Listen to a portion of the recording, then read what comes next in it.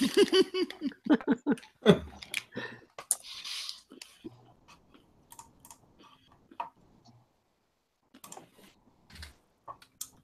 right, here we go. Welcome to the 26th episode of the Reseller Six Pack, Avoiding Burnout When Selling on eBay. I'm Lauren. This is my first video on my channel. I'm excited that it's with the Reseller Six Pack. And we have, I'll let you guys start. We'll start with John. How's it going, guys? I'm John, a Cincinnati picker. I've been out for a few weeks, but I'm very happy to be back. And tonight I'm drinking Revolution Brewing Fist City Chicago Pale Ale. Pretty good stuff. That's a weird name. Yeah, it is a weird name, but that is kind of weird. It's a Citra Revolution. IPA. Yeah, I like the Citra IPAs for my favorite. Yep.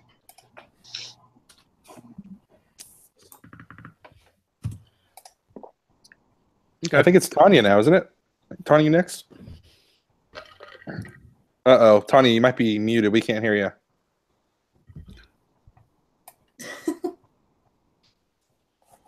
Okay, I'll tell you what. I'll go next while Tonya's trying to unmute. I'm Lonnie, also known as Garage Flips on YouTube. I'm drinking like a very Louisiana-sounding rum tonight. It's called Rougarou. And it's spelled with an O-U-X on the end. And it's called Sugar Shine. You see right here? And it's got like, it's made out of sugar cane. But it's rum. It's basically rum made out of sugar cane. Let me read the back of this bottle to y'all. Deep in the heart of the southern Louisiana Cajun country lurks a mysterious creature called the Rougarou. It lingers in the sugarcane. It lingers in the sugarcane fields, emerging only during the full moon to exact justice on the wicked. Its curse lasting 101 days. Our American-style 101 proof rum delivers monstrous power with a bold molasses flavor and a lingering sweetness unique to sugarcane grown in Louisiana. And there's some more stuff. But it doesn't taste all that great. It kind of reminds me of what gasoline would taste like if you drank gasoline. Sounds delicious. But I'm going to drink it. It's not, it's potent. This is my second one. Like a Sasquatch? Like, what is that? I don't know. I've heard the term Rougarou before. But you see he's like peering at you from the sugarcane plants there. Kind of creepy. Yeah. So.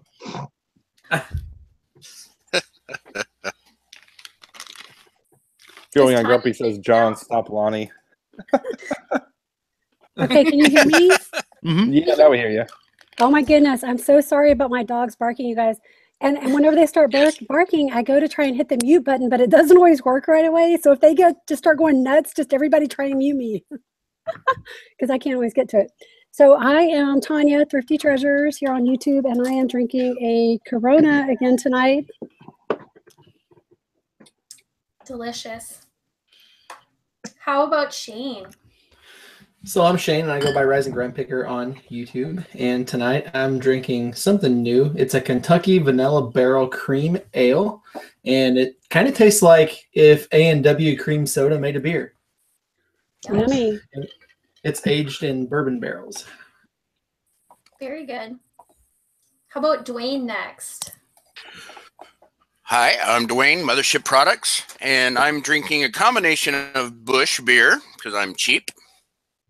My Fireball, which I'll probably get rid of that tonight. So. Yum. Lastly, Andy. I'm last. All right. Well, I don't have anything near as evil as the Rougarou. I'm drinking something a little more tame. It's from Upland Brewing. It's called Teddy Bear Kisses. Russian.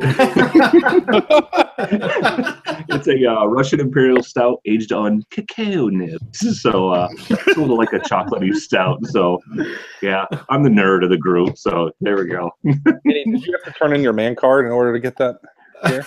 Oh no, you got to be a man to drink this. I think this is like 10%. Yeah, it's like 10% ABV. So this is about 3 regular beers right here. Wow, dude, that's like as strong as wine. Yeah, you got to chew it. I mean, it's definitely chewable. I think it looks really good. It's pretty tasty, to be honest. Actually, this is from real close to where Shane's at. This is in Bloomington, Indiana is where this brewery's from. So not too far away from Shane, I don't think. Yep, pretty close. All right. Well, our topic tonight is avoiding burnout. What do you guys do to avoid burnout? Who wants to start? Or should I start? You start. All right. Well, what I usually try to do to avoid burnout is I try to do most of my listings before I go to my day job during the day. So then I can at least have like a little bit of time to myself at night before I go to bed. Or to do a YouTube show hanging out with you guys.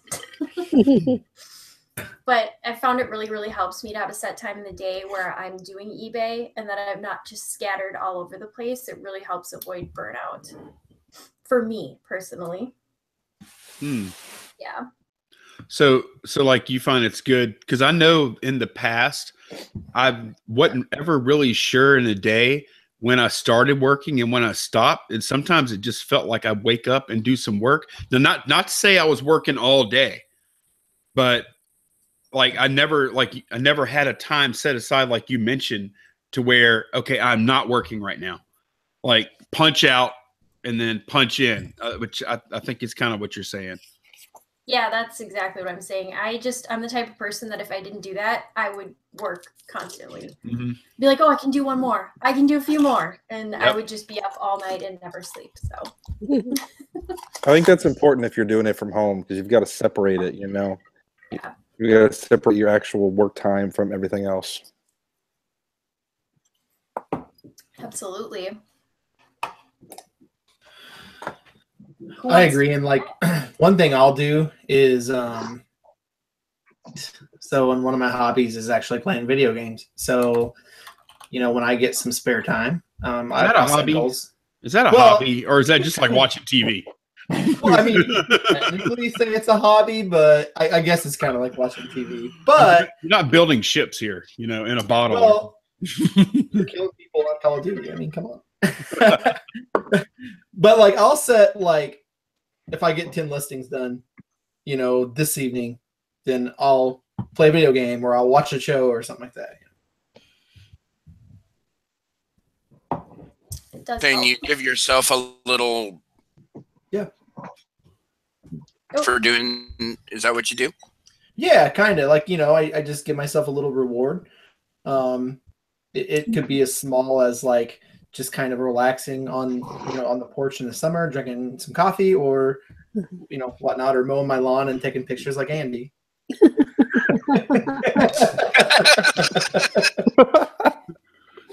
Wow.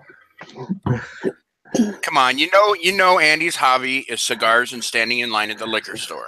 It is. That's what I did. That's what I did Black Friday. I was telling these guys in the hangout. I go on Black Friday. I'm standing in line at the liquor store because there's a special release beer that comes out from Goose Island. It's called Bourbon County. They do it every year, and usually it's super limited. Yeah, I'm the nerd standing in line. Everybody's at Target, Best Buy, wherever, trying to get a deal. I'm at the liquor store.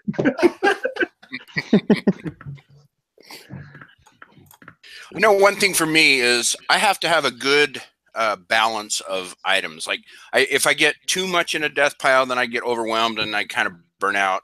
But if I don't have enough, I'm like, oh shit, I don't have anything to do. Keep my backlog. I have to have a little bit. Recently, I've been kind of low on inventory, and it's kind of stressed me out. To keep a balance, not only in my inventory but in the rest of my life too. You know, I got to have time for this and that. This part is I got to keep my business kind of even keel. If it gets out of whack too far, then I either being overwhelmed or underwhelmed. Okay, I'll go. Can you hear me? Yes. Okay, so I will do one of three things, and I'll probably think of more as we go, but sometimes I will literally just take a break. Like I will just completely unplug for 2 or 3 days at a time. And just kind of take that time off and recharge my batteries. Or I will change up the niche, like what I'm selling. Like someday I might just sell, you know, list all jewelry. Well, then I might, you know, the next day I might want to try some clothing and then books. So I try to list a variety of things so it doesn't get boring. And another fun thing to do is to run some sales in your eBay store, because once you start getting some sales, that'll get you excited and pumped up, and it'll make you want to list some more. At least that's worked for me in the past. Tip. That is a great tip. Yeah. Yeah. Cha-chings usually do. Yes. Yes. Yeah, those cha-chings definitely keep you motivated for sure. Yeah, I'll go next, I guess. Yeah, like everybody, they all give me a hard time. Anyone who follows me on Instagram, you guys see that I post pictures of me drinking beer and smoking cigars, blah blah blah. That's how I kind of unwind a little bit and relax. But honestly, as far as staying motivated, it's this panel right here. I love just tuning in, watching you guys and stuff like that. That keeps me motivated because I'm seeing what you're doing, I'm seeing what you're picking up, I'm seeing what you're selling. So that keeps me motivated. It keeps me wanting to go out there, find something new.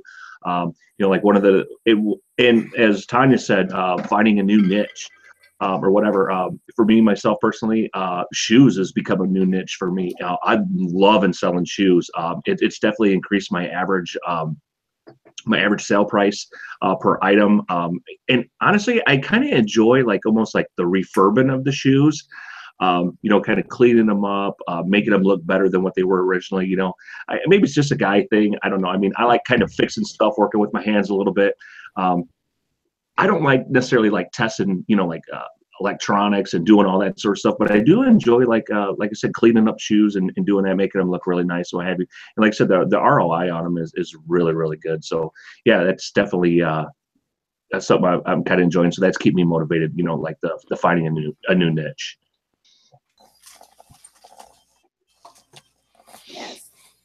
Yeah, that's true.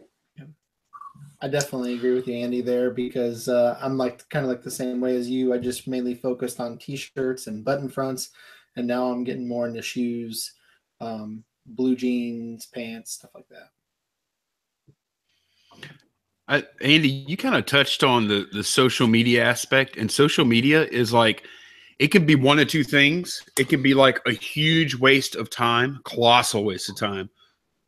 Or you can use it to kind of break up your day a little bit. Or also, a lot of times during the day, I'll be chatting with you guys off and on while I'm doing stuff. I'll be driving somewhere and I'll say, hey, John, and I'll blah, blah, blah about whatever it is I'm doing. And then later on, he'll blah, blah, blah about something he's doing. And we're doing it while we're on the move, not stopping or anything. But I find just staying in communication, trying to create almost a virtual workplace. Exactly. By using or maybe I'll say, hey, Tonya, check this out. I just sold this. And she'll say, oh, cool. That's awesome. Or whatever. It kind of creates a virtual office. Cause that's the thing we miss. I think that's where you can get burnt out, is that you just working by yourself. So I use you guys to help keep me sane, Right. That's a great point. Yeah. I agree with that. Yeah, kind of like the water cooler, we can all bounce ideas off of each other and stuff like that. I have a full-time job, so yeah, there's no one really at my work that I can share my stuff with, and they don't really give two hoots about what I'm doing, So, but yeah, you guys are the ones that I like to bounce stuff off of and talk to and stay in contact with, because like I said, you guys are the ones that keep me motivated and staying with positive, like-minded people. Yeah, I agree with definitely. that completely. I love talking to you guys about stuff. You're my only eBay friends that I can talk to about all the stuff I'm selling. I think Instagram's a really good motivator for me too. I love following new people on Instagram and just kind of making new friends and seeing what they're picking up and all the cool stuff that other people decide that they're going to sell that I wouldn't even think to sell. So it's cool.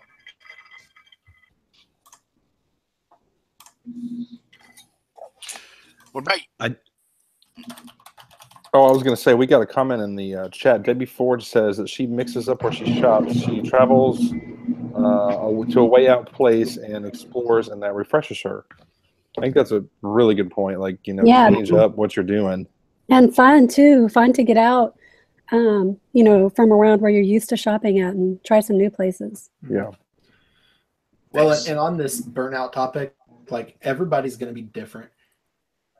How I view it is everybody's going to have a different kind of kick that refreshes them,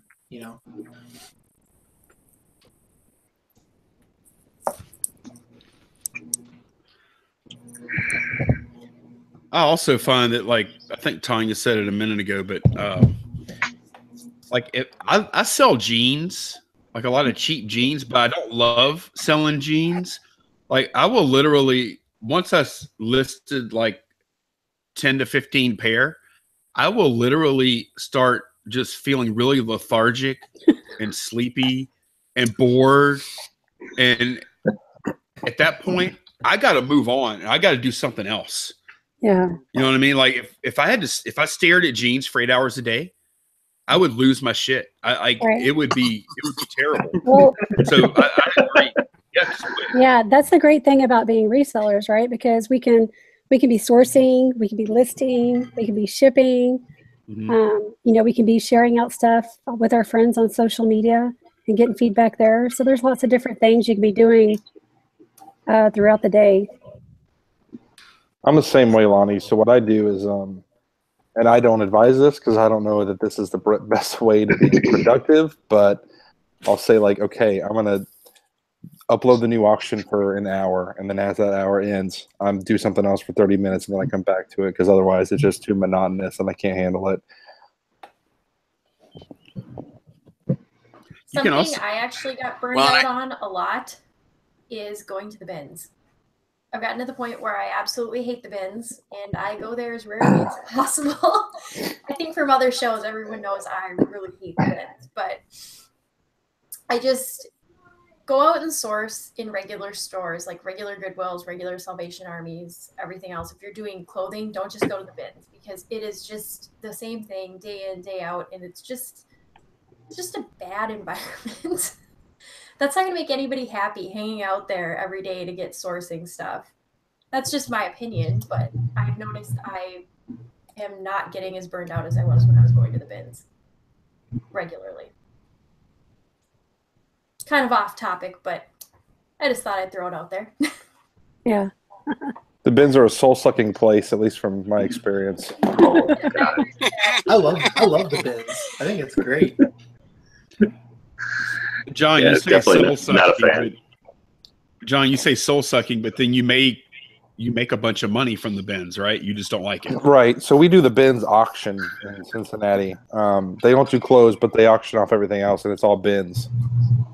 But yeah, you can make a ton of money. I found that skateboard a few weeks ago and sold it for like $300. But yeah, I hate it. I absolutely hate every aspect of it.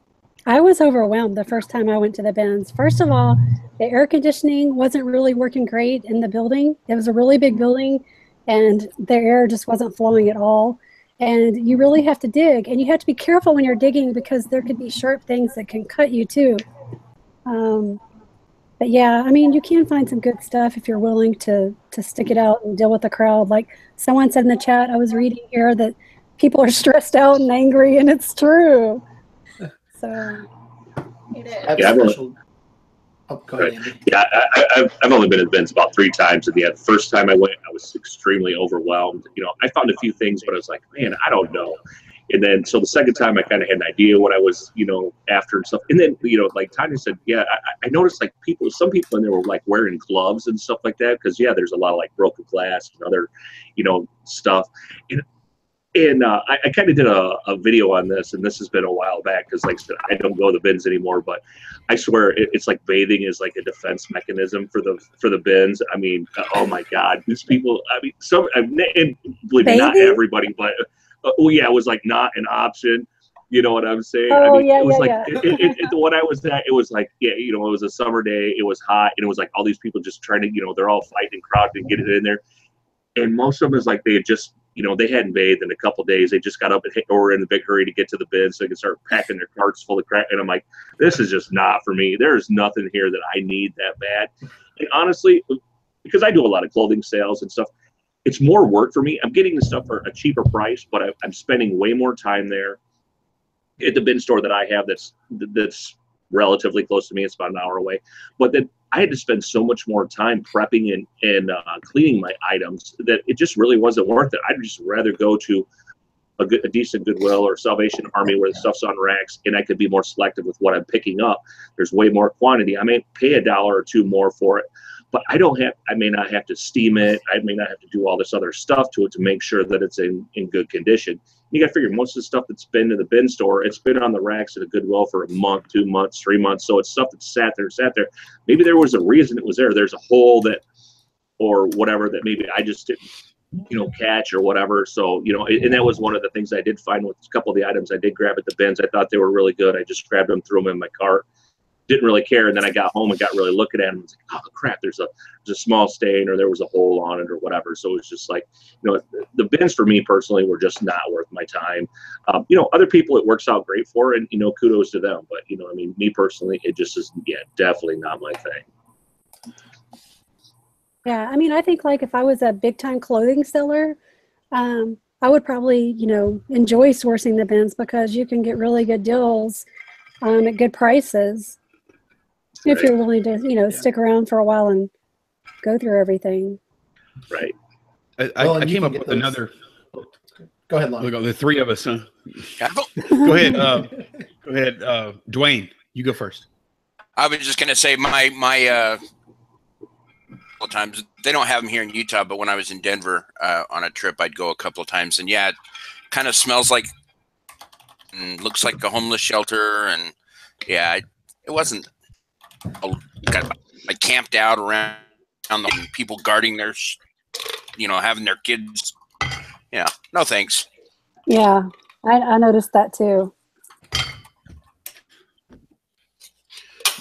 So what I was about to say was, I think it helps also if you have like a schedule to your day, as far as avoiding burnout goes. So like every morning, whenever I first get started, the first thing I do is I ship out all the stuff that I sold, all the stuff that needs to be shipped. I ship it first thing in the morning, and then I list, and then I have other stuff, like I'll set little milestones during the day. Okay, I'll list this stuff here, and then I get to eat lunch, and then I'll list this stuff here, and then I get to go pick up kids. Not that that's like a great thing or anything, but that's something to do other than list stuff, right? So tell us more about this lunch.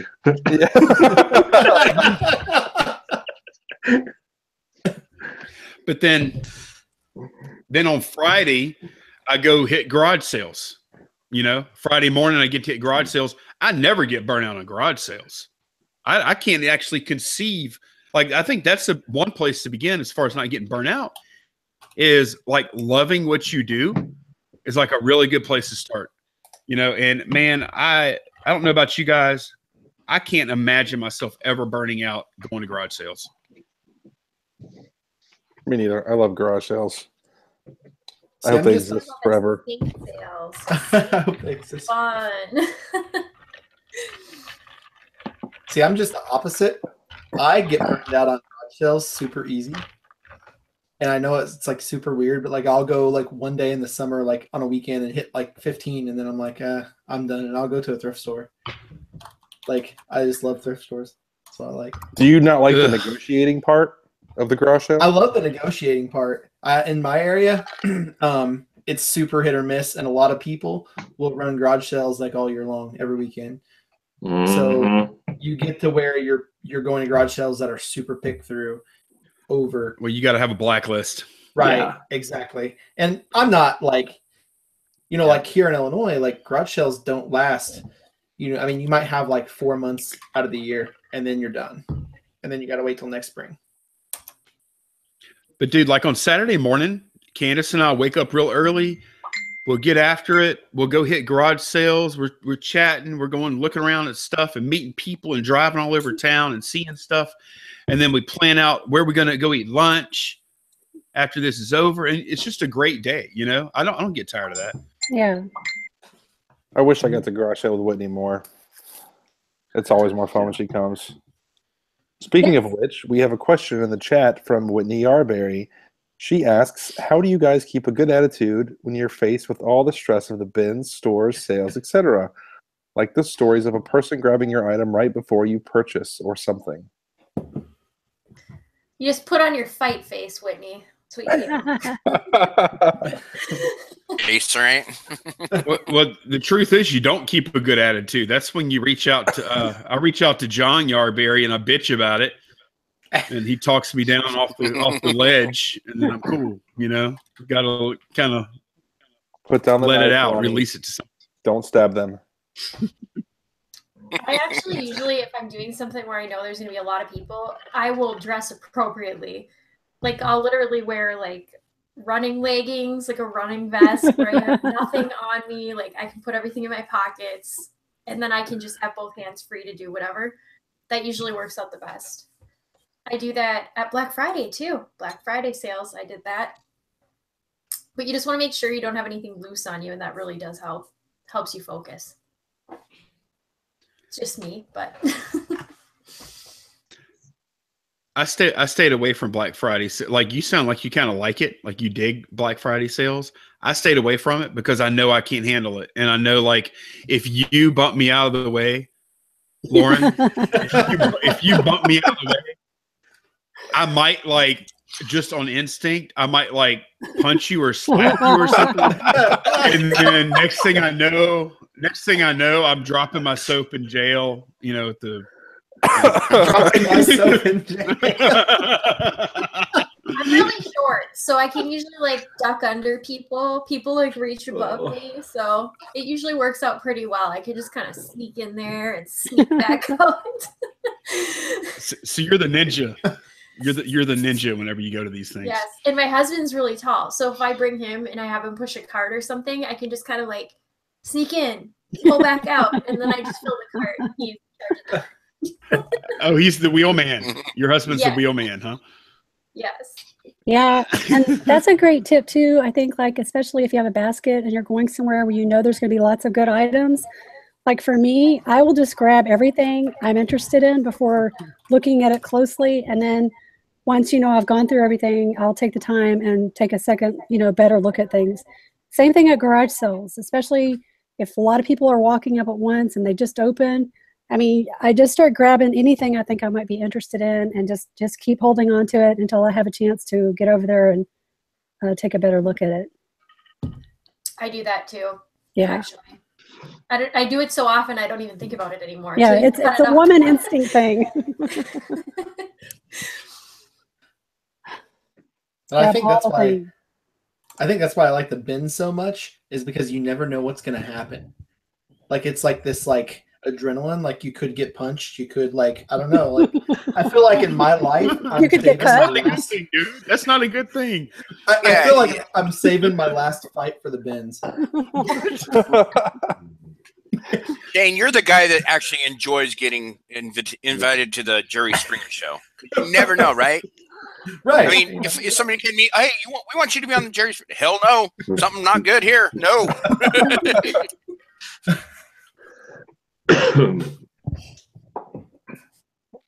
Our bins usually aren't that busy here though, and I really barely shop there. I do more retail arbitrage, and I think people are rougher there than they are at the bins. But they're not doing the same thing you're doing. They're just buying it like for their kids. Yeah. But you see some pretty rough people in there. They're just shoving you out of the way, and that's usually when I will bring my husband with. Because I'll say, okay, just go like way over here with the cart. I'm just going to fill my arms and then dump it and then go back and do more. Because that seems to work better. Hey, Tonya, can I put you on the spot? Oh, gosh. Okay. You already know him. I think you saw it too. Joni Kramer said in the chat, Tonya, what made you decide to do subscription boxes? So let's talk about this. Why don't you tell everybody what you're doing here? It's pretty exciting. Okay, so first and foremost, it is something that I've been thinking about for about a year now, but I've just really started kind of putting everything together. And it's so what it's called is Thrifty Treasures Jewelry Subscription Box. And so it costs $19.99 a month, and that includes shipping. And what you get are 2 pair of earrings, 2 bracelets, 1 brooch, and did I already say a necklace? Anyway, and a surprise mystery piece. So 7 pieces for $19.99. Somebody sold something. Someone get a sale. What did you sell? Carry on. So yeah, so if you're interested in trying out my subscription box, you can message me on Facebook, and we'll get you set up. Awesome. Look, Whitney Yarberry, you just made a sale. Whitney Yarberry said, sign me up. Yay, Whitney. a black pearl snap shirt for, what the heck was it, 27, 25. Nice. Cheers, buddy. Yeah, that's a Nice. good price.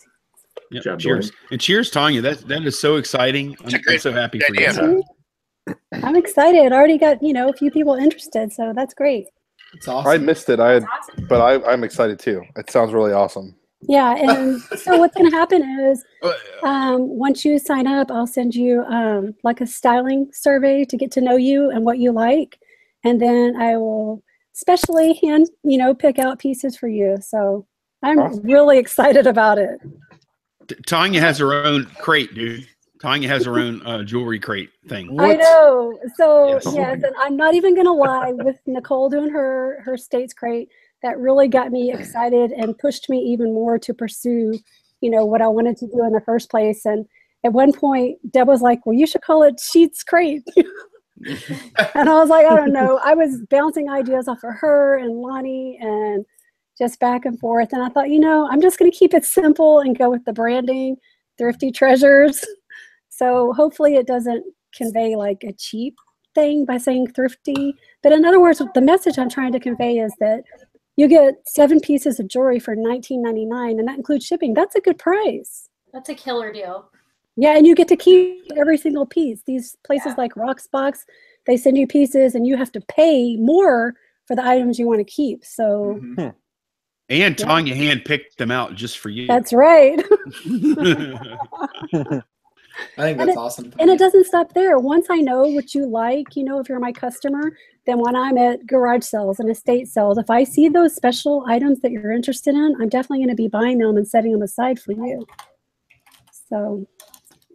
Okay, Tonya, when you get rich and famous, remember us little people, Shut okay? up. She's already famous. She just ain't rich yet. No. I'm rich with love. Yes.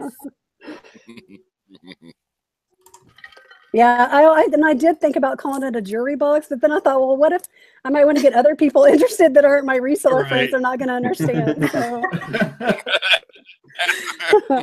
Yeah, don't do your branding based on an inside joke, right? Marketing 101. Well, and I think actually, having a subscription to a jury box might look at that and go, she's bribing jurors. She's gonna send me a juror in a box. What?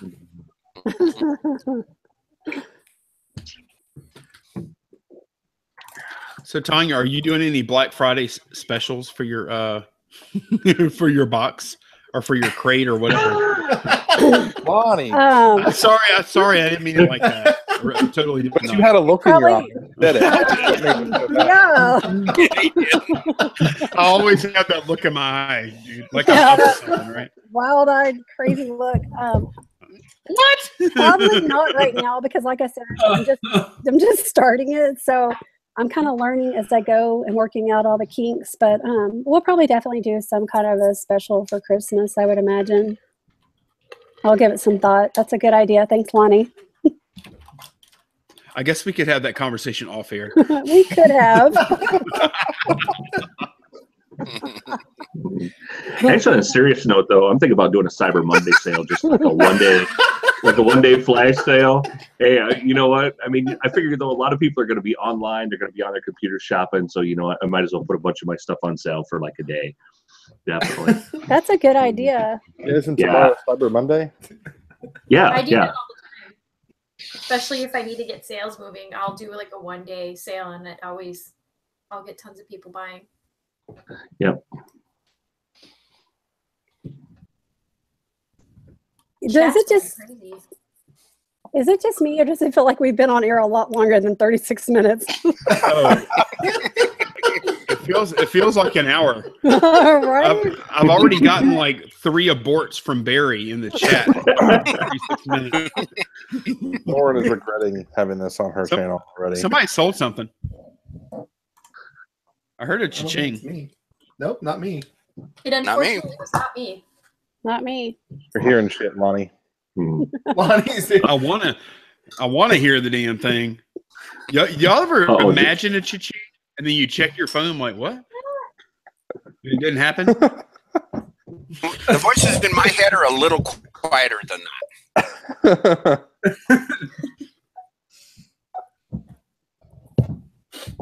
Oh, jeez. I was thinking about this topic, and it kind of brought me back to something we talked about, I think like months ago, when we were talking about goals. And goals for me is something that always keeps me from getting burnt out. So like I'll set a goal for the business, you know, like I want to do 6,000 a week in sales. And when I see us getting like closer and closer to it, like it keeps me motivated, and then I don't get burnt out from it. And I try to track the stuff too, to like actually know where I'm at to reach the goal. Yeah, that's a great idea.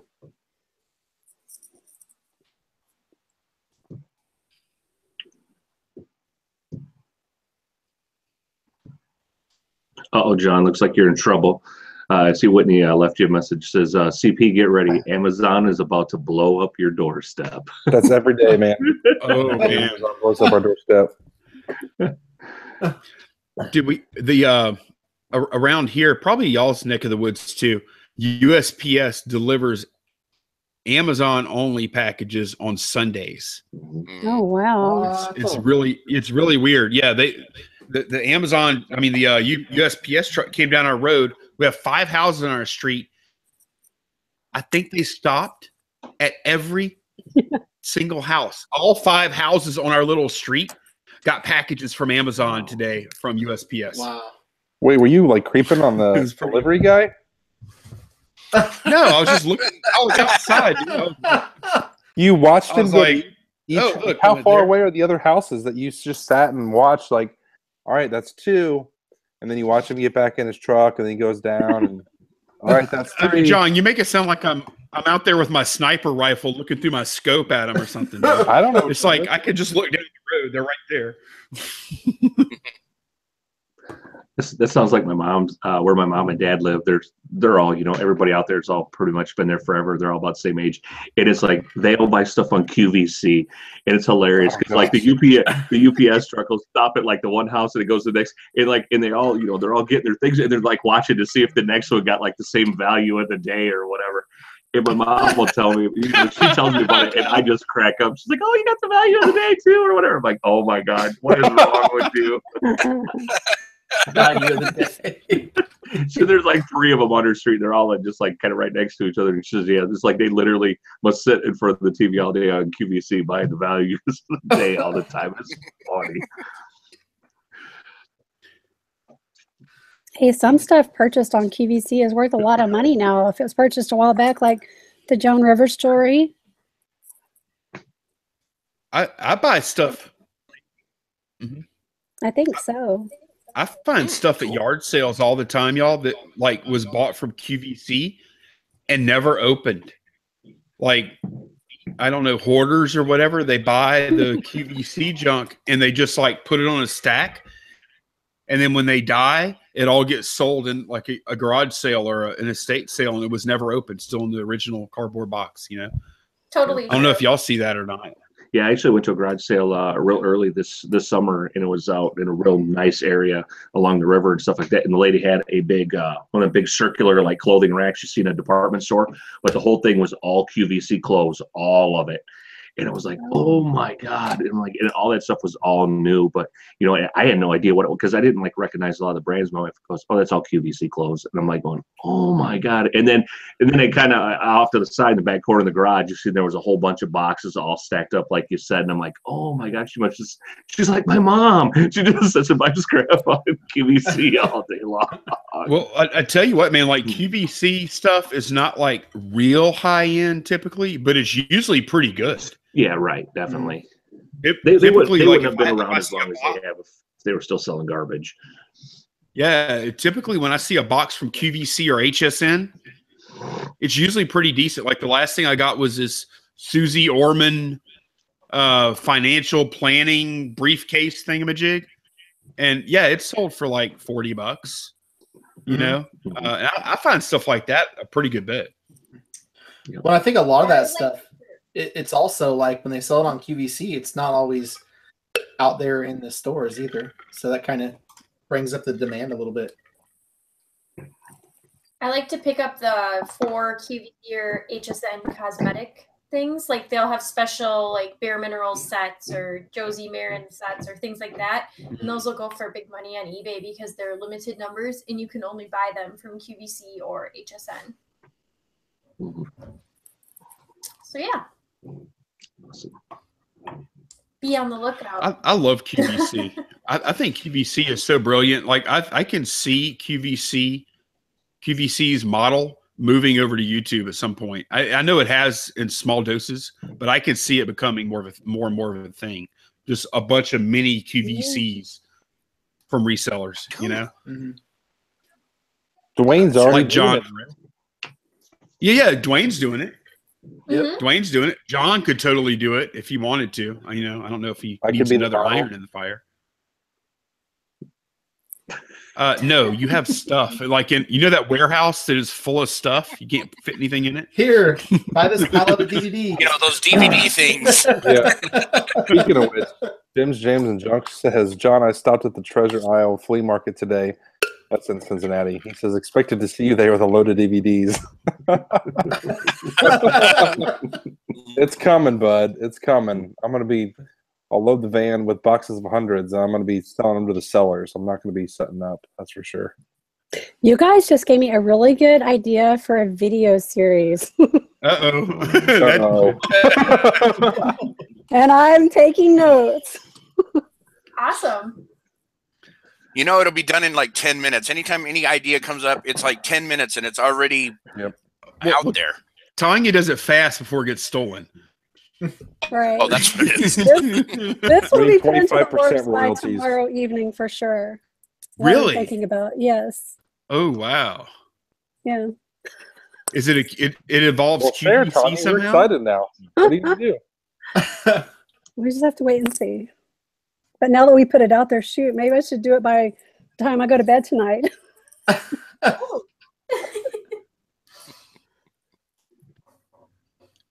So, This is gonna be golly, Tonya, you're killing me here. We'll talk afterwards.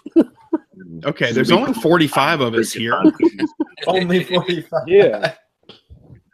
Rhonda says, Tonya, you can make a lot of money just selling your notes. I do. I keep all these little cards I write on.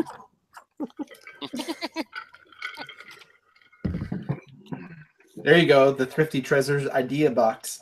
$15.99. Ooh, you could sell show topics to YouTubers. Yeah. She knows. She says that like, I know I can. I just decided not to. Thumbnails. You could sell thumbnails too, for that matter. Yes. I need like 5 Tanyas for everything that I want to do. One's not enough.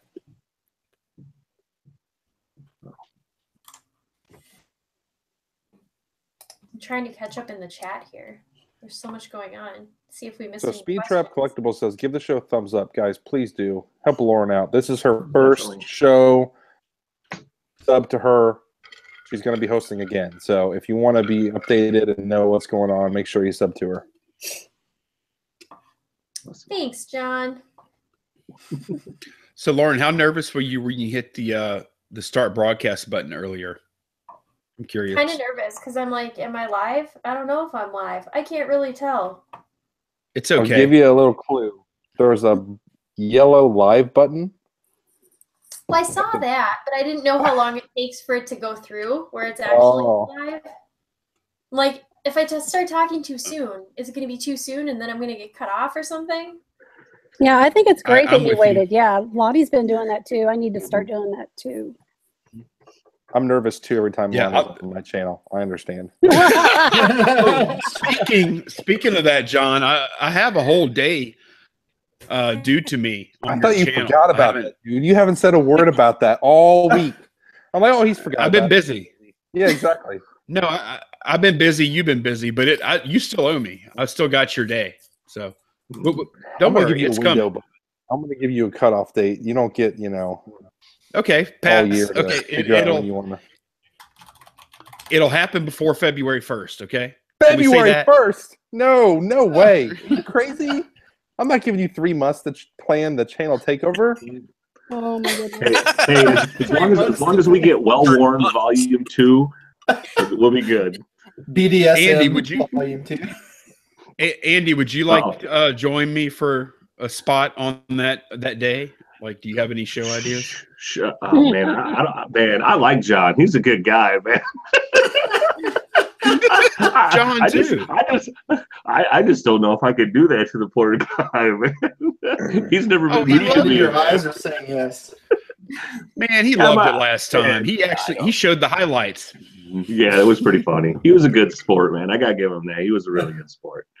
I was a good sport because I was expecting to get my payback, you know. But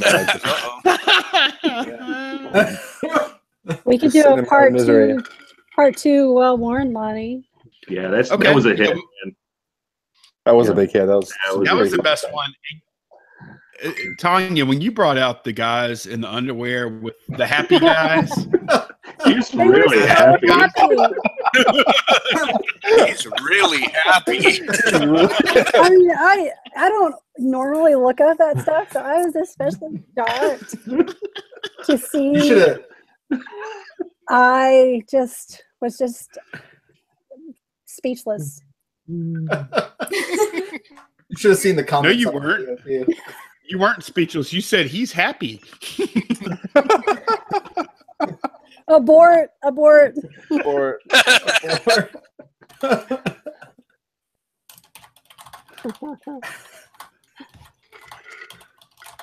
sure I'll come up with some other ideas for set part 2.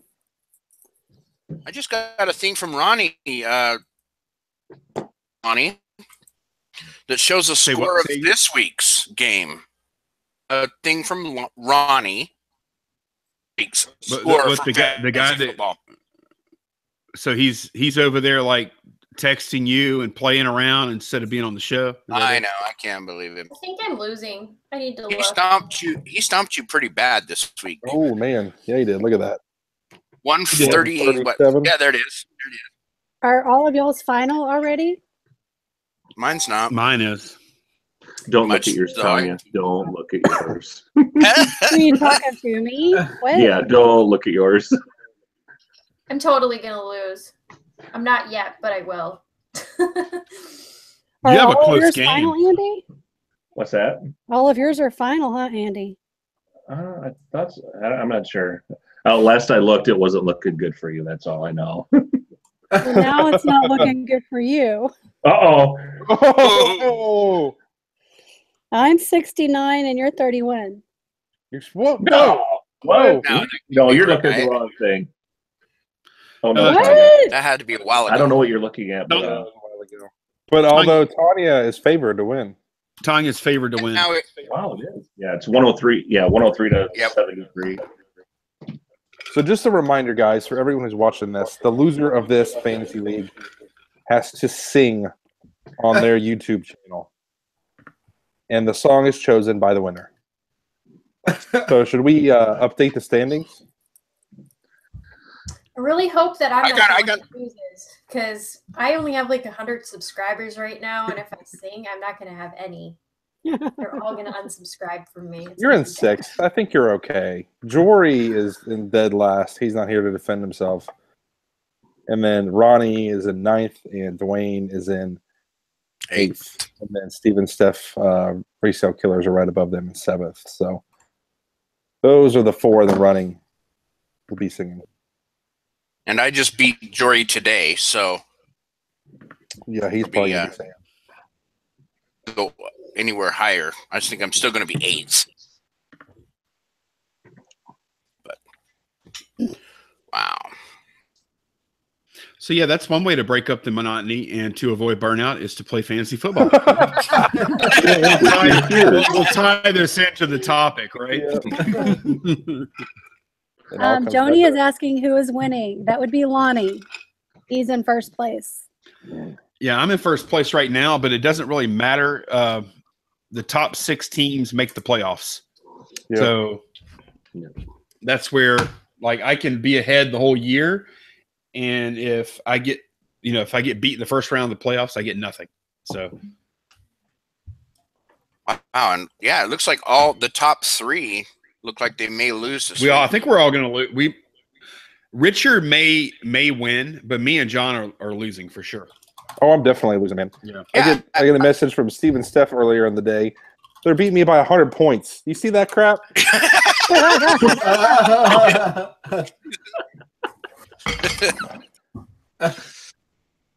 I know. All of a sudden, their team, they had like 190 points last week, 160 this week.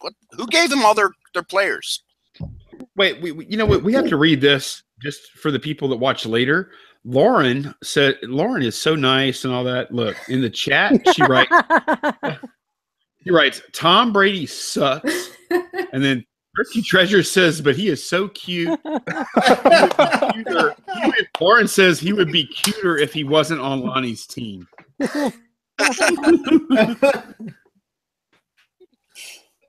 I felt horrible when I drafted him because Tonya was drafted like not too far behind me, and she wanted Tom Brady so bad. I wanted him. In so many ways. Yeah, right. Yeah, she wanted him on the team too, right? Tom looks so happy. Today. It was very nice out there. Tom looks so happy. That's good, Mandy. Oh, cheater Tom Brady. I see that in the chat now. That's his name. I mean, But he's going to be plastered all over your channel, John. Believe that. I'm used to it. I've got thick skin. I've accepted it.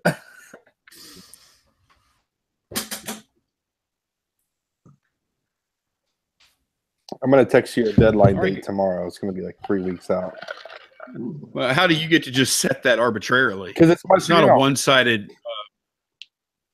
You don't get no 3 months to do this. Come on, guys. You got to be with me on this. Look, fourth quarter. I got to go with John because you've had like 3 months to plan the takeover. Exactly. I thought I was going to lose. Man. Did you see? John, did you mail me that yet? No, I will. I've been a bit busy with pallets, my friend. Exactly. I've been busy too. You're not the only one that's busy. I had your takeover plan though. You saw it. I had everything ready to go, the whole schedule. It would probably you still have it somewhere now. I've still got it. I haven't thrown it out. Okay. So anyway, in our little private chat, guys, those of you that are watching, John had this takeover of Lonnie's channel, was the heading on this piece of paper, and it was like a full sheet. He probably had 15 to 20 things he was going to do. And after I beat him last week, after I kicked his ass, it wasn't even close. He took this piece of paper, he crumpled it up, and threw it.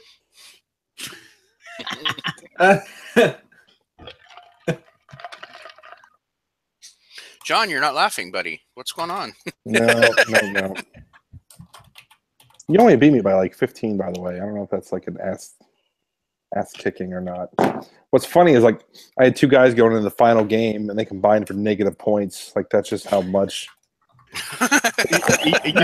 You know what's really good, John, is that I know I lost this week, but I traded your quarterback went for negative points. I traded you a decent quarterback for that tight end. That tight end blew it up today. Yep. I don't know if you noticed that, but we're probably boring Lauren's viewers. So. Oh, I'm sure. Yeah, nobody was. Oh, Lauren and I are just talking in the chat with everybody. I don't have any subscribers yet, so you guys aren't boring too many people. You've got 138. Yeah, it's increasing. Yeah. Ooh, that's good. Yeah, it looks like you've gained several just since we started. Lauren, you've got 50 people watching you right now. How does that make you feel? 51. Makes me feel a little sorry for them, but that's not the right answer, Lauren. They obviously think I'm interesting, so that's good for me.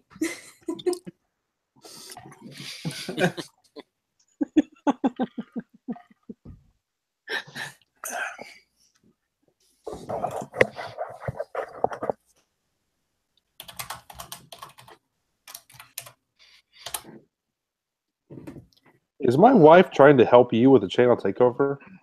I don't know. What? Uh-oh. What is she saying? I don't see it. I'll try to come up with some ideas. I'll do better research this time. Oh my god!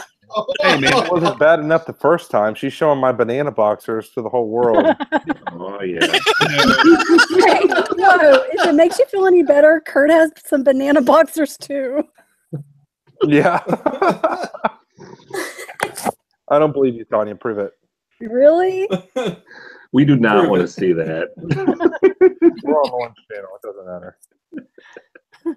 I think they're purple. It's a purple background, and then they're all yellow bananas all over it. That's what you need on a takeover is just a bunch of guys dressed in banana boxers. happy guys. Yeah, happy guys. Well, they gotta be happy if they're gonna Look wear at banana Steve on there. boxers. He could rock some boxers, man. Oh my gosh! I lost it. I only got to watch a few of those things live. But that was holy crap! That's probably one of my favorite I videos was of laughing my butt off. Oh my god! It literally looked like he had like Chewbacca smuggled in there, man. It was such a mess. Oh, were we talking about Steve? Yeah. Oh, it was so funny. Yeah, that's in my YouTube probably top 5, man. That was hilarious. They are so funny. I had no clue what I was looking at first. He went I down. didn't either. I was like, wait, I'm like, what is? And I was looking, and I didn't know. I wasn't sure if it's part of his shorts or. But then I realized that something was coming out of his shorts. Oh my It was so bad. Okay, we're live. We're supposed to be delivering some big content here about eBay reseller burnout, you guys. Come on. Yeah, Jim's saying abort. Back on topic. Yeah, but this is how we avoid burnout, though. You know what I'm saying? We just sit around, have a few drinks, laugh. You know what I'm saying? And just kind of. This is perfect, though. This is absolutely perfect. We got two aborts in the chat. People need to listen to the Reseller Six Pack playlist that Tonya made when they're listening to avoid burnout. Ooh, that's a good idea. Oh. Then people can just laugh at us. Never be bored. Always marketing right there. Right? There you go. Pick says, Lauren, did you expect this for your first show? Yeah. I didn't really know what to expect. I just wanted to have fun. And are you? So are you having fun? I'm having fun. I always have fun chatting with you guys, though. Awesome. Back on topic a little bit, I think one way to avoid burnout is look at what Tonya does. And there's a lot of other people too. I have a few irons in the fire, but not as many. But like Tonya, she sells on eBay. She has her booth, her antique booth. She's doing her Tonya. Wait, say the name of that again. I forgot. What? The name of your subscription. Yeah. Thrifty Treasures jewelry subscription box. Yes, that. So I mean, just having a huge, several different streams, and then you could if you get bored with one, then you could shift your attention, your focus to another one for a while, and so on, right? So I think that's one way you can avoid burnout is to have multiple streams of income. Right, and I also do merch, so some days I spend time doing that too. So honestly, YouTube's a good way, at least for me, to help, avoid burnout. Do it, 1 or 2 shows a week and talk about stuff and interact with everybody. yeah, because when I hang out with you guys, I always get all kinds of ideas. And it can be. This is kind of a touchy subject, but YouTube can be a profit center too, depending on how you look at it. It could be you can actually make money on YouTube if you have a big enough following. Some of the really big guys, they can make, I don't know what they can make really. $50 a show, $100 a show if they're really big. Or in John's case, he could spread the word about his auction house. Or in Tonya's case, she could talk about her jewelry subscription. There's all these different things that So, you know, yeah, YouTube is like a really good way to break it up and actually still make money is, you know, the key. It's not like taking a break totally. Right. If you don't get every single video flagged for whatever, what is it, advertising, right? Yeah, Everybody. I made a post about it, and so many people commented about how these YouTubers are getting their videos flagged saying that advertising isn't suitable to be placed in them. So it's I would tell everybody not to take it personal because it's happening to everybody. Yeah. Thrift Daddy in the chat is saying people are making about $4 per 1,000 views. Without getting too specific, I could tell you I have another channel that has a lot of views. So I've got some pretty good data here. $4 per 1,000 is pretty accurate in general. Reselling channels, higher. Reselling channels are a lot higher than $4 CPM. I can tell you that much. Probably one of the highest. So, without Speaking getting of that, I haven't checked mine in a long time. But John, how has YouTube been for you, like as a marketing tool? It's been incredible, man. It's far exceeded any kind of expectations I had going into it. I just kind of thought it'd be fun to, you know, share with people and just kind of interact a little bit. But I've gained a ton of bidders, like maybe 5 or 6 consigners, if not more. And then I get maybe 5 to 6 emails per week. Somebody saying, "Oh, you know, I saw your video and I bid on this on your website," or "I'm thinking about doing my own auction website." So, I mean, it's done leaps and bounds for the business. I can't believe it. And picking up a consigner is big because that's like residual income, right? If you keep that consigner week after week after week. Oh, definitely, yeah. A matter of fact, Aaron, he's in the chat a lot. He's been bringing stuff now for months, and he's there almost every week bringing stuff, and it's always great stuff too. But yeah, it's a big time help. It really is.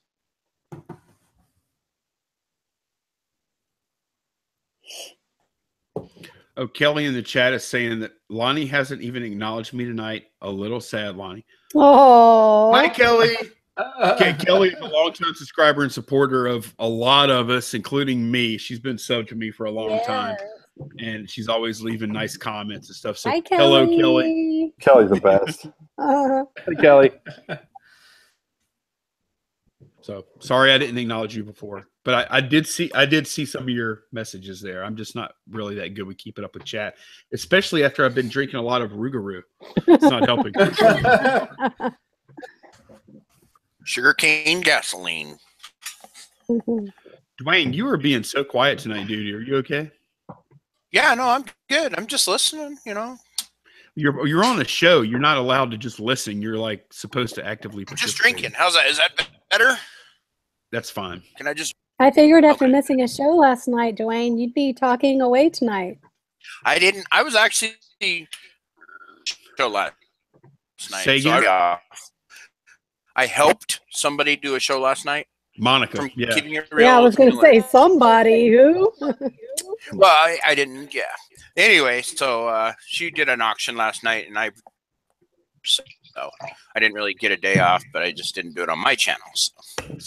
So Duane, can we move this over to the topic, which is burnout? Are you getting burnt? Were you getting burnt out on your auction? No. I actually, when I looked at it, I took this weekend off because it was the Thanksgiving weekend, and I wasn't sure if I was going to be here. I just didn't schedule. Just like in December, I don't have the the 23rd or the 30th because those are both Saturdays. That's like Christmas Eve and New Year's Eve. Nobody's going to want to do it. So. Yeah. Yep. I don't blame you on that. Did you hear everything he said? He was cutting out for me. Am I cutting out bad? It was for me, but I don't know if it's just me or not. I heard it was for me too, but I have been all night, so I can never tell if it's. I heard you, Duane. Oh, good. Somebody heard me. I said it's a holiday. I took the damn day off. Sorry. Whoa. That escalated kind of quickly. I'm just kidding. Sounds like burnout. Do a shot. Let's do a shot, Duane. I'm not burnout, okay?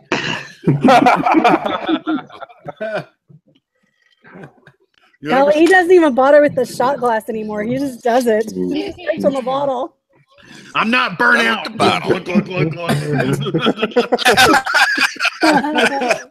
Have y'all ever seen the movie Falling Down? No. Who's in it? The one where he stops in the middle of the freeway and just gets out and freaks out. Yeah. He just freaks the F out, and he's like, it's like I can't even, man, it's been a long, was it Michael Douglas in the movie? Yeah. Mm-hmm. Is that where he has the just gun and is like roaming around town and shooting people? Yeah, I think so. I think all I remember is him being on the freeway and he just stops, walks away. I'll be honest with you, man. That's almost what I think I did. Like not literally did when I quit my job to sell full time on eBay. I felt like that guy, just stopping my car, getting out, say, yeah, I'm good. See y'all later. I'm gonna go do this, but yeah, I think he was burnout. That's another way to avoid burnout is to watch some of your buddies that have 9-to-5 jobs. Watch those guys and think, I could be doing that. And that'll make you feel slightly less burnout. Nice. Lonnie, you have a question here on the chat from James Hester. Says, are you still going to be interviewing the mushroom dude? Not sure. Well, okay, I'll go ahead and we had an interview scheduled for this past week, and he had something come up, and we weren't able to do it. So we may try and reschedule. I'm not sure. You talking about Idaho Hillbilly? No, his name. No. It's Mighty Mushroom. Yeah, Mighty reseller up in Portland, Oregon. Huh. I think I follow him on Instagram. Yeah, he's kind of new on social media. He's been reselling a long time. I was supposed to do an interview with him, like one of my first ever interviews that I've done on YouTube, and he wasn't able to make it. So I would like to try again. We have a question in the chat from Barry for John. How do you avoid burnout from your auction businesses? Has to be brutal some weeks. Yeah, we've so it's been 2.5 years. We've done 137 auctions now. We've done an auction every week, except for 1 week, I think, 1 or 2 weeks. In those 137 weeks, we've only missed like twice. I don't know. Like, I mean, I've got a really good team. I've got guys that are there every week helping out, and at least for me personally, it's easier. I get more motivated and I get more stuff done when other people are there, working with me, instead of just working by myself, because you just feels like you get more stuff done anyways. And Whitney's always been awesome and supporting me. She's the one who came up with the idea of doing the national auction and the local auction, splitting it up like that. So I got a lot of support around me, so that's what helps. That's awesome. Whitney's got a big marketing background, though, right? And she kind of like Lauren as far as that goes. Yeah, Whitney knows. She knows her stuff. She has a degree in psychology, and she does a lot of the training materials, pretty much all the training materials for her company. So anytime I've got to like send a mass email out, or I'm wanting to make changes with the website or this or that, I always go to her first because she knows. She usually has got the best answer. Oh. And she believes in you, right? She does, yeah. Obviously, because when I told her, hey, I bought 62 pallets of DVDs and CDs, she didn't say, are you nuts? That was one of the questions I asked you, John, when we were talking about it. I was like, hey, what does Whitney think about this? Yeah. No, she was super supportive. She's seen me do crazy stuff and seen it work out, so she knew that.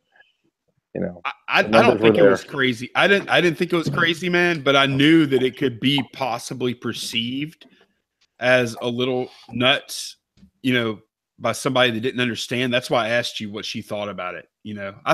Although I wasn't surprised when you told me that she was like totally behind it, and actually probably more pro the move than even I was. Yeah, she's saying in the chat. She asked how the numbers were. even still, I don't know if she knows exactly like the breakdown of the numbers, but she knows that I have run the numbers, and I'm not gonna make this kind of investment without knowing that it's gonna pay off.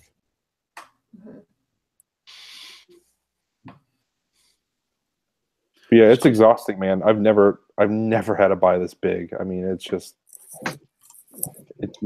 So have you had to put everything else on hold that you normally do and just I can't. I mean, as the auction business still has to go. So Tuesday, Wednesday are like our pickup days and preview days. So I took the stuff last Thursday, not Thanksgiving, but the week before, thinking, oh, okay, I got Thursday, Friday, Saturday, Sunday, Monday. I'll get all of it done, and then we'll go to business as usual. It didn't happen. We got through like 32 or so pallets, and we had 8 left. But then we've still got to like box them by the 100. So there's been a lot of moving stuff around and just kind of makeshifting and making it work. But we're still operating as it is, So will you be selling like all of those items like individually? Are you selling them as in lots? Yeah, if I was doing them individually, I'd be selling them until I was dead. Because it looks like there's going to be roughly 250,000 pieces. Oh, that my number goodness. just keeps getting higher and higher. Because I just underestimated how much there was. I'm boxing the CDs and the DVDs by the hundreds. And then I've been going through the other stuff, like some of the audiobooks and video games and PC games, seeing what's worth putting on. Well, I've got 3 boxes in my car that I need to put on eBay. And, some of the PC games and the box sets and stuff, I'll just lot together and just sell them. Are you going to do a show on this, John, like a Q&A? Because I can see so many questions coming up from this. We need to. I did the one show just to kind of show everything, and I was recording the other day, but man, we've just been so incredibly busy. I just haven't had the time to really do anything. It's kind of hard I can't go live and do a show when I've got 8 people sorting pallets. You know what I mean? Like, right. if I'm in my office doing a YouTube show, they're like, wait, something's not right here. This guy's goes on YouTube, and we're all here sorting DVDs. Hey, sort faster! I'm going. Yeah, exactly. So have you reclaimed any of the money yet? I mean, have you sold anything, or you're still in the sorting phase? I've reclaimed $50. One of the guys, wow. One of my customers was in there looking at stuff, and he pulled some video games aside, and I gave him a little bit of a better price than I would put on eBay. Dude, Jim's Jams and John is saying, John, can you tell me if you have the DVD? My cousin Vinny. You know what's funny? We were talking about that earlier. Yeah, in the six-pack chat, we were talking about movies that if they're on TV, we have to stop and watch them. And I think you were talking about, John, Shawshank Redemption. And then I said, my cousin Vinny is one of those, especially the court scene. Yeah. Where she's talking about the Burnout tracks or whatever. Yeah. Oh, Lord. I mean, I cannot miss that scene. If it's on, I'm watching. Jim, I will find you my cousin Vinny, bud. I will search every DVD and I'll find it for you.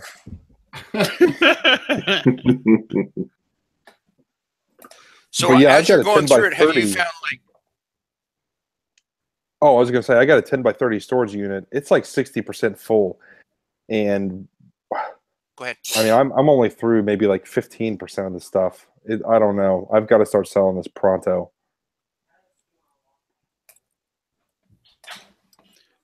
So now's the part where you go ahead and ask the question, Duane.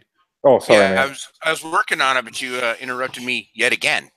Dude, you're kind of testy today. What is wrong, man? Are you okay? I didn't take my medicine. Okay. Have you ate dinner? Have you ate dinner yet, Duane? Duane is grumpy. Duane today. Okay, so ask your freaking question. Are you finding a lot of duplicates?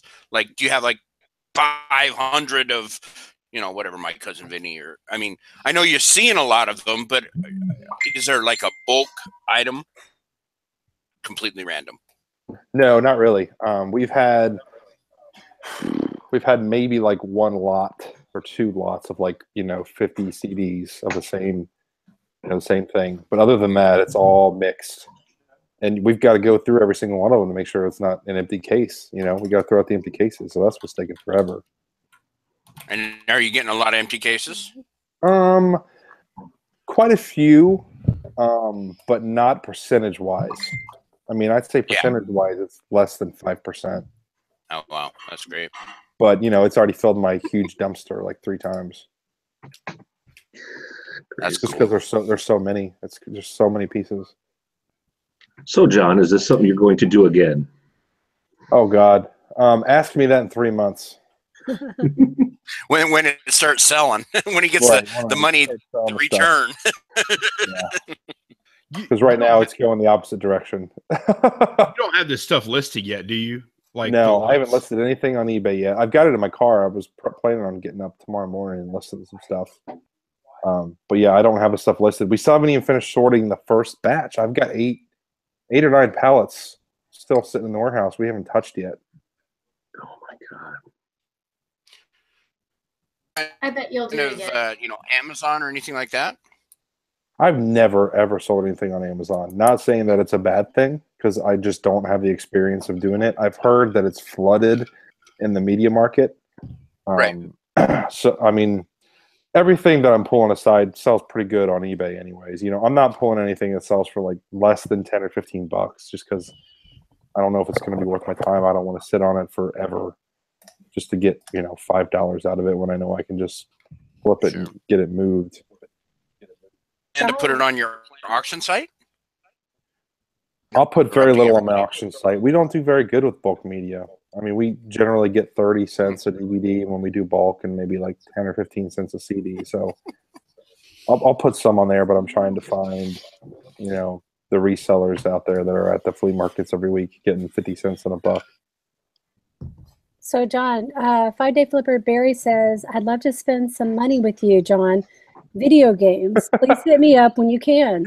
Yeah, Barry's been messaging me about the video games. Dude, I apologize. I mean, I'm drowning in this stuff, man. I promise you. I've got the stuff there. I just have to spend time sorting it. I spent 4 hours today sorting through the miscellaneous of like what I wanted to list it on eBay, and that only netted me 3 boxes worth of stuff to put on eBay, and the other stuff is just, you know, set aside. I've probably got, because what we did, Mike, everybody that came in, when we sorted DVDs, CDs, and then everything else, because I wanted to go through everything else to see the audio books, the PC games, the video games, and actually, you know, see what's worth putting on eBay, because, you know, I can't look at every possible thing all at the same time.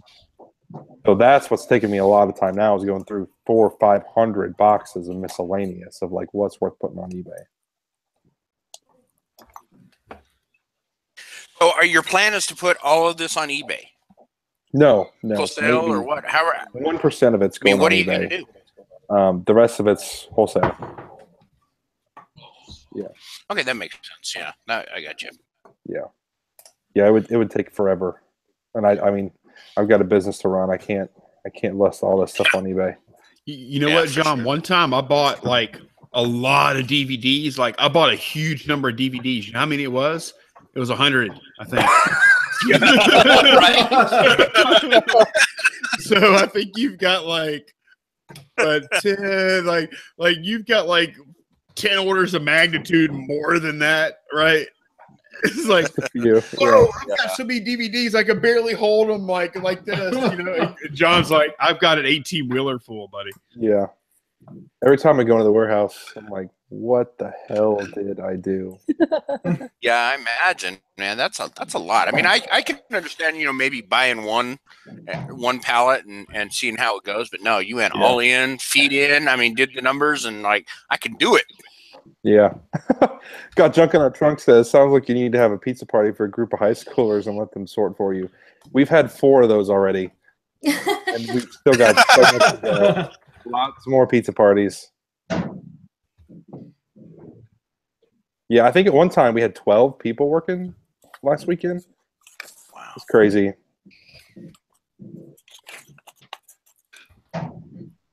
Yeah, there you go. Child labor. I think Sorry, you'll do so quiet. I had a really do. Text on my phone. I try to buy like that. I can't do pallets because I don't have anywhere to put them, but I try to like do buys where I fill my car 3 different times for one buy and bring it all home, because it's so much easier to do that. So it is easier, and you get better prices that way. Yeah. Well, and then yeah, storage is tricky. Sell storage off like offer up or something like that in lots to other resellers. So. Yeah. No, this is and I'm gonna say this is the importance of like how I do it is like I run Craigslist ads a lot for extra inventory. I've been so quiet, I just got a text on my phone, and a guy has 1,000 vintage concert T-shirts. Oh my goodness! Whoa. Yeah, That's 1,000. yep, 1,000, So and what do they're you do? good too. Pretty decent. Like some were Smashing Pumpkins, some was Aerosmith, some was Jericho, stuff like that. Yeah. So what are you gonna do? I don't know yet. You know Did what? he give This you is, a price? this is it, dude. This is it. This is Yeah. like the question John had. John, when Yep. John was initially looking at this deal and going through like, what should I do it? Should I not? Should I do it? Should I not? And I'm like, I just put in my 2 cents. It had nothing to do with the final outcome. We're just kind of kicking around. I'm like, dude, the question you got to ask is, if you don't do it, how much will you regret it later? Well, and I'm going to cover up the number, Sure. but here's the list he You sent me, and Holy said, "Hey, just bought 1,000 T-shirts, and I need to move them." Are they he all- bought them, so he's a flipper. Yeah, he is. Yeah, he is a flipper. Oh, I know see. him before. He buys. He works also for like an estate sale business. So you can't tell us the And- number? Yep. See, Yeah, what's his phone number? No, I tell us- can't tell you tell that. us- Come on. what's he asking for him? I don't know yet. We haven't worked out a deal. He tried to call me, so after the show, I'm going to call him back, and Oh, man. I'm going to try to work. Call out him a deal now. with Put him on speaker. This will be fun. Yeah, this would be we'll great. do some negotiating right here. Yeah, we'll have an auction. Right? I know. I've got Live some money. Let's have an negotiations. auction. Thrift Daddy is saying those could all be repo shirts. I'm guessing you Of know course. enough about those because you deal with them a lot, Shane. You could tell right away if they're repos, couldn't you? The samples that was sent were all non-repo. They're all Let's all say legit repro. shirts. Let's say repro. Repro. Some of them won't. Some of them, most of them will say reprint. Some of them won't. Really, the way to tell is the tag in the print down here. A lot of those concert T-shirts have that little print right here that says 1981 copyright, but the tag is the telltale sign is the tag on the inside. Wow. Yeah, I pick up a lot of like vintage concert T-shirts, but I will also pick up repops because some of them are worth money. Some of the repops are. So how far would you go though? Like, let's say, okay, 1,000 shirts. Let's say he wants, let's say he wants $5,000. All right. I wouldn't go that far, not without sorting every one of them or actually seeing the rest. Okay. So would you be okay with like a 10% spot check or a 5% spot check? Yeah, I think I mean, it just depends really on how this is going to go. So what I look at overall is I got a sample of 7 shirts, 5, 7, whatever. They're really good shirts, decent shirts. But those are also going to take some time to flip because concert T-shirts just don't sell overnight. I agree. Sometimes you're sitting on one for 6 months. Yep. I agree. Just depends. So you got to think. So how much money do I want to take away from the business to tie up in inventory? Yeah, That's but what you got to ask yourself. You say some of them take 6 months, but some of them take 2 days. Yeah. So Yeah. if you bought 1,000 and you got them listed fairly quickly, Yep. you would sell 10% of your inventory instantly, and you'd probably be right there at money back instant. Yep. You know, I would say like I would probably at least pay. It would be over probably $2,000. Just depending on the samples of the other shirts. And of course I would have to sample, like I would have to have a lot of samples to pay that money because it could be 7 great shirts and a bunch of garbage. It just depends. I think the point though is like, I think we all get these opportunities that come our way. Mm-hmm. Like John did with his deal, and you have right now in front of you. And I've had deals like this before, not quite to the magnitude of John's, but I've had deals like this before. And it's like, when that deal is right there, what are you going to do? How much are you going to risk? How much are you willing to risk? Are you willing to risk it all for the deal? Do you trust yourself and your judgment enough to risk everything on that deal? Oh, absolutely. Absolutely. And that's the shit I love, dude. I love that shit. that just makes you feel alive, you know? Oh yeah. Yeah, I agree. And that's what like makes me not burn out. That's why I run the Craigslist ads, is because they get so much. So I mean, the first day I ran them, I got like 30 calls. Wow. You know what I mean? Like the first day. Crazy. And ended up spending like $200 on stuff just the first day. Crazy. Whitney says, Cincinnati Picker, did you do a spot check? That sounds smart. Did you do a spot check? That sounds smart. Yes, I did a spot check. I drove down to his warehouse and was digging through the pallets before I committed to buy all this crap. Which the guy lives a couple hours from me, so I would probably definitely do a spot check. I'm not going to pay the money up front and have him shipped. So do you know the guy, or this was just off of your head? I dealt with him one time over 2 weekends ago and bought some clothing from him. Pretty decent stuff. Nothing was really bad. I mean, all of it was pretty decent, but also a lot of it was a couple items were going to be long tail. I knew that. So I don't really know him, but I've dealt with him one time. And so that's the important thing to do, is when you want to build relationships with people. Like I have a guy that I've dealt with for 3.5 years, and he brings me stuff and he's like, hey, got these jerseys, $20 for all of them, you know, and that's what he wants. And I happily pay it. So he's buried the 5-day flipper. Susan Redmond asked you, Rise and Grind there, Picker Shane. She wants to know, what do you say in your ad? What does your ad say?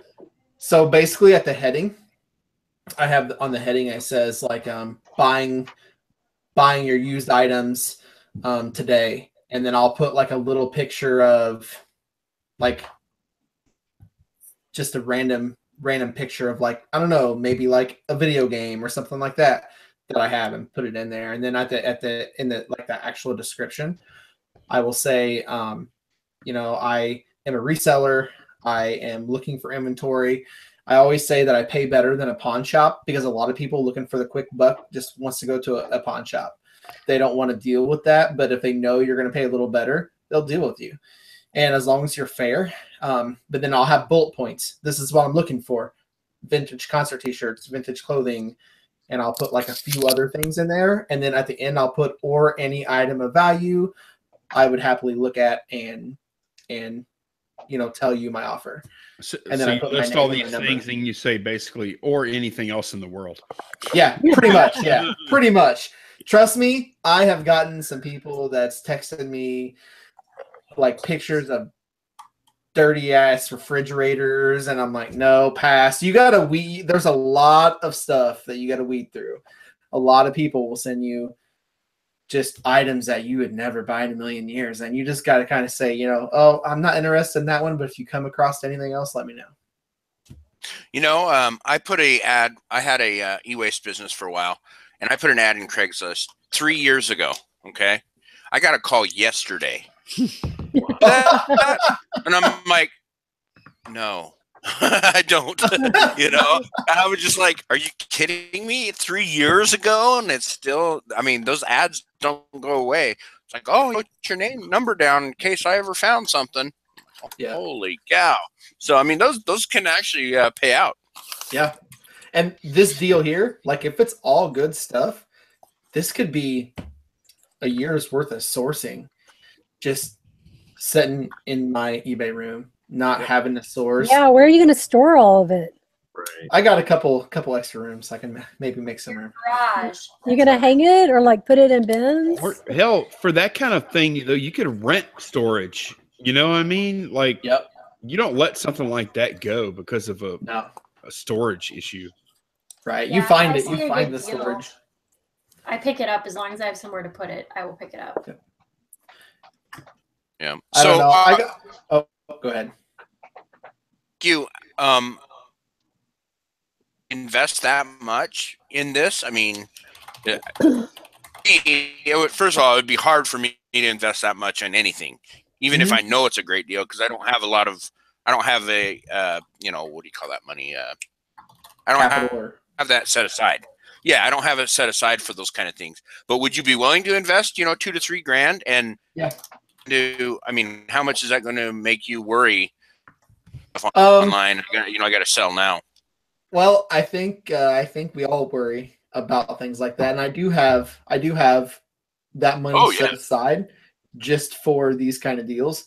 I don't do a lot of them. Nice. Probably the last big deal I did was a year and a half ago for a bunch of drones, and it was like 8 or 9 drones, 10 drones, and they were like $400 a pop.